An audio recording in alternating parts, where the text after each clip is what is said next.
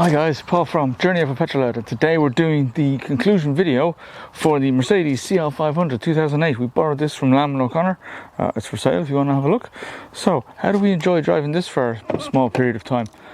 Well, I tell you, this is quite an impressive car to drive. It's huge, it's a behemoth, there's no doubt about it. The car is really long. It's nearly as long as that Jaguar XF I have, but only a two-door coupe, yet really nice car to drive. Let's see how she scored on the Petrol Head rating, shall we? So 2008. So let's start off with the wheel size. 19-inch alloys. They're nicely styled alloys in keeping with the bodywork of the car. The front has a 245 profile, the back has a 275 profile, similar to that old Nissan 350 set I had many years ago, which gives it great traction. The rear tires are huge, so when you put the foot down, this thing really grips around the corners, yet it's quite a comfortable ride. It's fantastic suspension in this car. There's a really bumpy road near here where we take our cars on test for suspension. And the XF, it doesn't like it. The XF has sport suspension and it's dynamically adjustable, so you can drop it down a little bit. The XF doesn't like that road. This soaked it up with no problem. You could almost double your speed on that road and have no problem. It's quite a different experience on that road from me. I've never had a car do that, so it's very comfortable on the bumps. Do like that. And the wheels, as I said, the wheels look really good. The headlight range, we took it out for a spin at night. The headlight range is brilliant. The xenon lights on this car are amazing. They're much better than anything I've driven recently. Really fantastic. Xenon headlights, really am impressed with those. There's folding mirrors in the bodywork. That's nice. The indicators in the mirrors, I like that. There's nice body lines in this. It's a nicely styled coupe.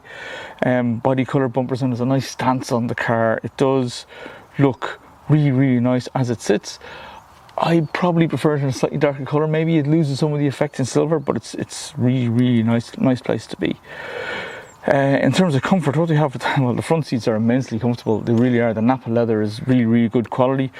They move electrically. They do the same trick that old S-Type we looked at does. So there's a comfort setting to remember where the seat is. So you hop in, and the seat will move forward. It moves back to let you out, and then it moves forward to let you in again. Really nice. And there's 3 different memory settings on it. That's unusual. You generally only get 2. There's 3 on this one. They're heated. And the way the controls work, so they're on the door, they're nice and easy to get to. But actually, if the seat is like this, there's another control that can move the squab and the back further away from each other or in. Separate to actually moving the whole seat forwards. It's really nice. Actually, I do like that idea. Then we also have the switch down near the transmission tunnel where we have control for the lumbar support for the seats, and this confused me getting in. There's no lumbar support on the door. It's additional in the electronic system, the command system, if you like, on the screen in the middle of the car, and you can actually set the lumbar. Now, I like lumbar support when I'm driving, but this was actually too strong for me. I've never come across that before where I had to turn it down. So the lumbar support in this is really well done. The driving position is excellent. You can raise the seat up and down and backwards and forwards. The visibility is great. There's a load of glass in this car, so there's very few blind spots. The instrument cluster is really nice. It's an electronic instrument cluster, and it's very simple to read. The dash is nice and clear. It's nicely lit at night. The ambient lighting is really good. The screen is in just the right position, so your eye falls naturally to it. Not like some cars we've seen where the screen is down too low, and it's very easy to reach. I can reach everything. There's no problem. What I also like is the screen will actually tilt. There's a little switch on the dashboard, so if your passenger is doing the navigation, you tilt the screen. It doesn't tilt much, but it tilts enough to make the difference, so I do like that idea. The controls are all very well placed. They're easy to get to. The one thing I like about the speedo, actually, because it's an electronic speedo, they can put displays in the middle of it. So if you're on sat nav, for example, the instructions show right in front of you. It also shows you the direction you're going in, which is very handy. If you're on the trip computer, it shows you remaining fuel range. That kind of really nice. I do like all that. It's very well thought out. As I said, the controls are well placed and they're easy to reach. There's great ventilation. You know, I don't like the ventilation, and there's great ventilation in this car. The air is easy to blow on you, and it's a good air conditioning system. There's also a sunroof in this particular model. I love sunroofs. I wish cars had sunroofs more often. It shows a lot of light in the cabin.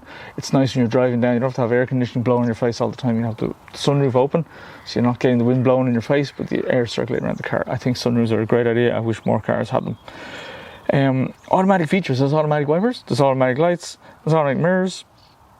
Really nice. The automatic dimming mirror is a great idea, it has to be said, and the lights are fantastic. The the little phone dialer control just in the middle, just where the armrests are. That's really cool. I like that idea. There's lots of small storage areas. So there's two. One, the armrest can split like that, and then the whole thing can lift up. Lots of storage. The storage in the doors we showed you in the interior video. The door handle that you close, you actually lift it up. There's a little place for pens and whatever, and there's door storage as well. So lots of storage in this car. As with a lot of Mercedes, there's a switch on the dash to allow the rear headrest to drop. So you've great visibility, there's no headrests in the way. I love that with a Merc. The amount of times you have people in the back of this, I'd say, is few and far between. So it's nice to be able to drop the headrests so they're not in the way for visibility. And it does the paddle shifts differently. So when you're in manual mode, there's buttons behind the wheel, right in the center of the wheel. So as you turn, they seem less cumbersome to use than paddle shifters, which is interesting. I haven't come across this kind of button idea before on the back of the wheel. I've come across buttons on the front of the wheel, like the Speed and Alphas, but not on the back, and I actually like this idea. Now, I still have the problem where if I'm turning the wheel and I put my hand back, then the button isn't here anymore. I still have that issue, but I prefer these to some of the paddles I've seen. It's interesting. There's no power sockets in the back, but there are reading lights and lots of legroom and headroom for all the passengers. It's a really nice place for passengers to be, albeit only two of them. It really is a 4-seat car. You can't fit more than two people in the back. So good headroom, great visibility all around. There's no real blind spots in the car. There's parking sensors all around. Auto-dimming mirror and sunroof, as I said. I like the phone dialer. I like the switch to drop the headrests. I like that the seat automatically goes back to where it was when you got out of the car. That's a nice idea, but there's 3 memory settings. I like the button shifters. The thing I haven't mentioned, I like the V8 engine. There's a V8 5.5 litre engine sitting in here with just under 400 horsepower, 388 horsepower to be exact, but it's a torque figure I'm interested in, 530 newton meters of torque, and this thing just takes off like a scalded cat when you put the foot down. It's really, really nice, coupled with the 7-speed transmission. This car is a real nice car to drive, there's no arguing that. I was comparing it to the XF last night to see what the difference would be like. This is faster. I mean, the XF is a quick car, 5.9 seconds, not 60. This is faster, buries it stone dead. Very, very quick car in the mid-range. And that V8 engine noise, everybody has to have a V8 engine at least once in their life. It's fantastic. It's just brilliant. It really is. There's just no way to describe a V8 engine noise. You have to drive it at least once. Now, I will say, being a Mercedes, it's not a sporty, roarous noise that's booming in your ears all the time, because there's great bonnet lining. We showed you that in the introduction video. There's great lining on the bonnet system. It's really, it's nice, but the exhaust makes a nice noise when you put the foot down. So V8, yes please. Now, handling, excellent. The suspension is brilliant. As I said, on that bumpy road, it just soaked the bumps up with ease, and we shot down that road faster than any other car I've ever done it in. That's really, really impressive. Going around corners, you've no worry that the back end is going to step out. I thought there might be a problem because there's a bit of an overhang. No worry, the back end is going to step out. Really fantastic handling on this car. The brakes, top notch, absolutely top notch, no way to describe them. Great power delivery when you want it. Smooth shifts in the gear transmission. Now what I like is between manual and sport and comfort. So I took it in comfort initially, and it was nice. It's nice just to waft along. I mean, this is basically an S-Class saloon in the coupe body, albeit slightly shorter. The comfort mode is great for wafting down roads. There's just no problem about it. When you put it in sport mode, it's a different animal. Really, just the transmission holds longer. The power delivery is better. I like it. Really, really nice. And the ratios are absolutely perfect for this 5.5 V8 naturally aspirated engine. It's road noise. It's quiet when it needs to be, but if you put the foot down, obviously it's going to get a bit louder. The V8 noise, it's a V8 engine. You're not going to hide the noise too much despite the bonnet lining, but it's absolutely judged really, really nicely. When you want it to be quiet, it is. When you want to press on, it sounds like a sport. That's what you like, right? Really, really good. Great view from the mirrors. Blind spots, they don't really exist. The rear window is huge. It's just massive. And when you drop those headrests, you have a load of, the view is just fantastic. It's really, really good. Front and rear parking sensors all around, and there's more parking sensors on the front than usual. There's more than on my XF, for example. So it's going to be hard to crash into. You want to make an effort to crash into something, really. Simple to parallel park, and it's simple to know where the front of the car ends. Now, this doesn't have the pointed star vertical on the bonnet. It has a flush badge, but very, very easy to know where it ends. Really nice to drive on a long distance. And don't forget, this thing is 2008. This is 2020. This car is 12 years old.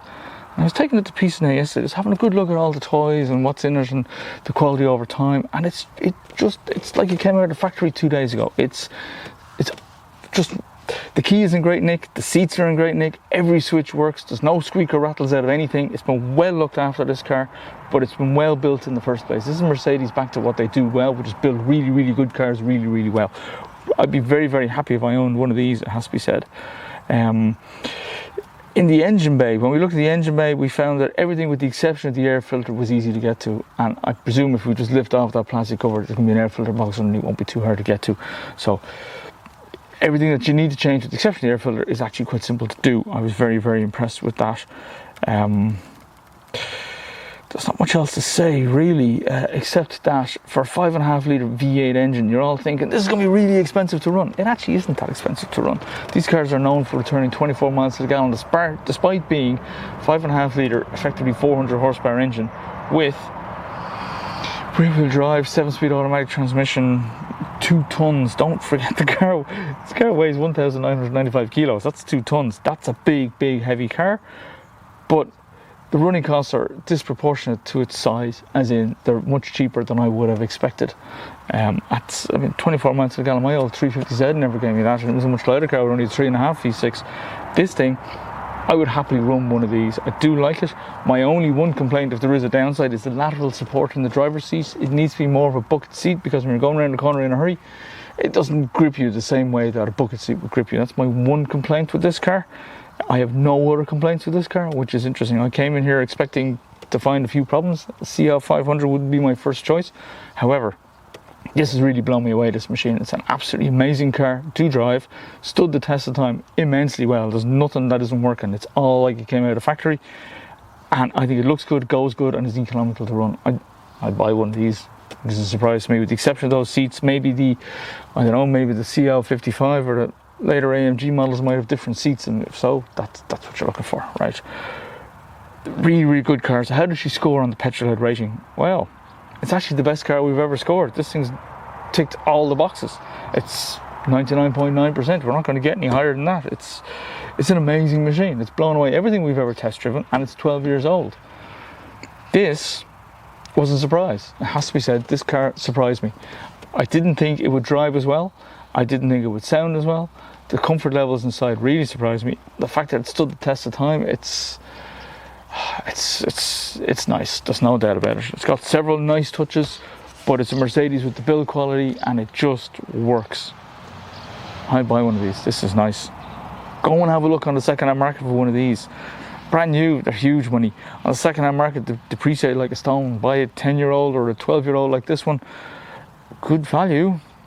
If you find one that's been looked after, this is in amazing condition. I really like this car, it has to be said. This would be a rival for the XF sitting over there, with the exception that the seats, I try and get one with slightly better seats, but I really, really like this car. Okay guys, this has been Paul for Journey of a Petrolhead, enjoying his CL500 5.5 V8. It's the biggest engine I think we've tested so far, and I really like it. Thanks guys, see you next time.